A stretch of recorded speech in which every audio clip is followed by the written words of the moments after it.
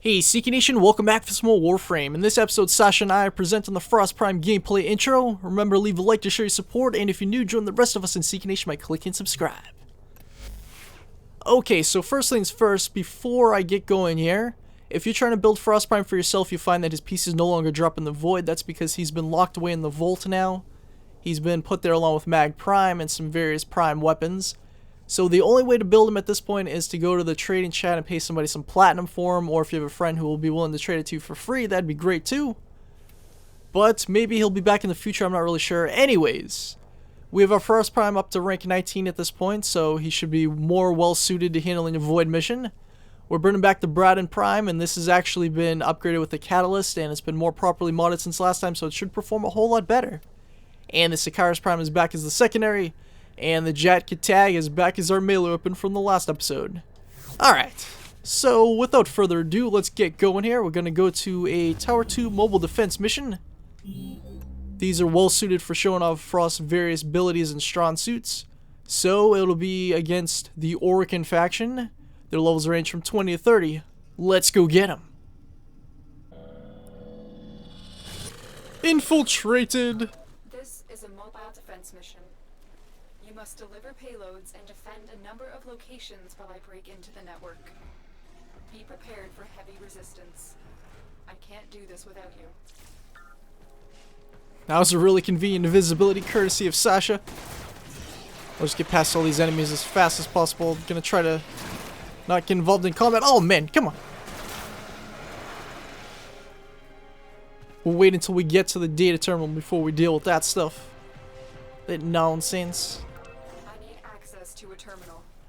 Find one and patch me in. Okay, then after this mission's over, we're gonna go and compare him to the regular Frost and see if there are any like stat changes between the two of them. Well, it's fun now. Here we go. We only have one data terminal to take care of, so man, 3.5 minutes. That's asking a lot. Let's put down a snow globe. We have stretch on this, so it's actually increasing it quite a bit. It could be even bigger than that too, I believe. Oh man, alright, let's use Avalanche.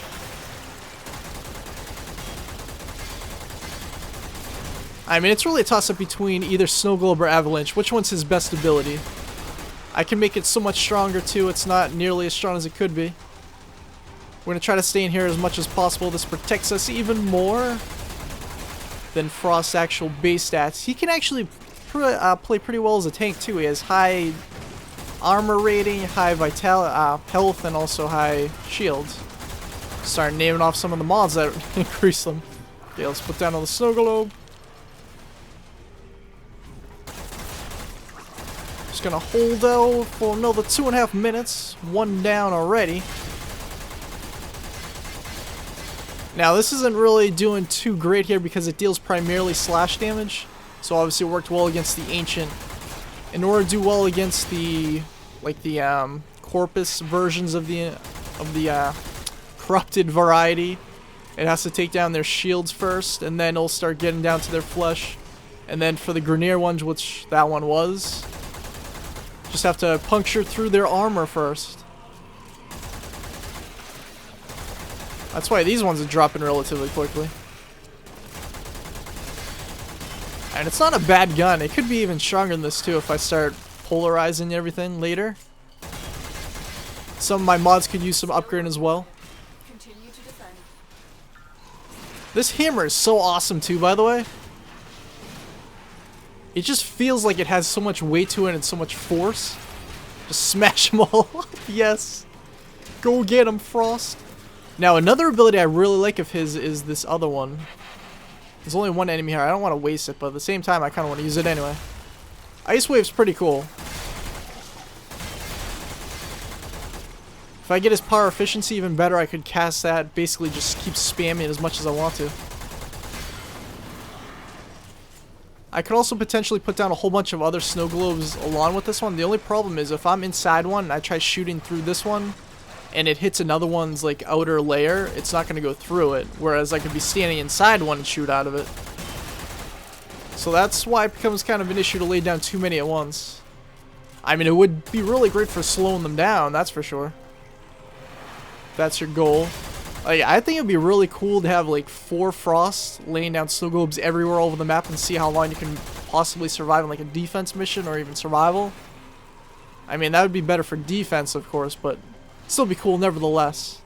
Especially if it's like a small map, you literally have snow globes in every possible square inch of it. The entire game. You'd have to have stretch on there to increase the range so that they're bigger. You'd also have to have like as much power efficiency as possible so you can keep casting as much as you want to. But just the fact alone that there's 4 of them, it's going to be great. Alright, so we only have another 9 seconds to go. Let's pull out the Sikaris Prime 2. We haven't really used that before. I mean, I've had it equipped in the series, I just haven't really used it. I have a bunch of multi-shot mods on it, that's why you keep seeing it firing so much. Alright, anyways, we've taken care of business here. I don't think this is really a great gun necessarily, but it's not too shabby. There's no catalyst on it, so I could definitely make it way stronger than it currently is. And yes, if you're a Prime Warframe, if you run up to those big orbs, you get free 250 energy from them. Pretty cool little feature of the Primes. I mean, there's really not a whole lot of difference between most Prime Warframes and the regular one. Like, there's some base stats for sure, but other than that, there's really no big reason to really go out of your way to get them. In some cases, they look better than their regular counterpart, but in some cases, like Mag Prime, at least with the helmet, they don't look anywhere near as good as the base one. Mission complete. Excellent work, Tenno.